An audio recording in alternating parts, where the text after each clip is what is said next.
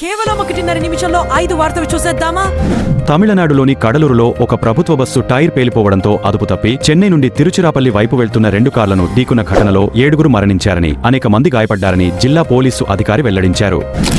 ఒడిశా నయాగఢ్కు చెందిన ఐటీఐ విద్యార్థి సుశీల్ కుమార్ తండ్రి కోరిక నెరవేర్చేందుకు మోకాళ్లపై 110 కిలోమీటర్లు ప్రయాణిస్తూ పూరీ జగన్నాథ్ ఆలయం వైపు బయలుదేరాడు. నెలన్నర పాటు సాగే ఈ యాత్రలో తండ్రి కూడా అతనితో పాటు నడుస్తుండటం చూసి అందరి మనసులు కదిలిపోతున్నాయి. తల్లిదండ్రుల పట్ల అతని ప్రేమకి ప్రశంసలు పొందుతున్నాడు.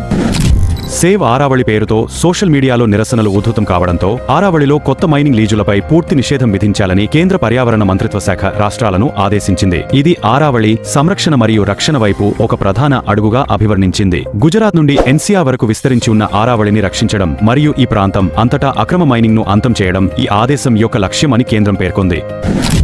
చండీగఢ్ కు చెందిన ఫార్మా సంస్థ మిట్స్ నేచురా లిమిటెడ్ యజమాని ఎంకే భాటియా తన ఉద్యోగులను మరోసారి ఆశ్చర్యపరిచారు. ఉత్తమ పనితీరు చూపిన 6 ఉద్యోగులకు నిస్సాన్ మాగ్నైట్ కొత్త కార్లు బహుమతిగా ఇచ్చారు. ఉద్యోగుల కష్టపాటు, నిబద్ధతకు గౌరవంగా ఈ బహుమతులు అందిస్తున్నానని ఆయన చెప్పారు.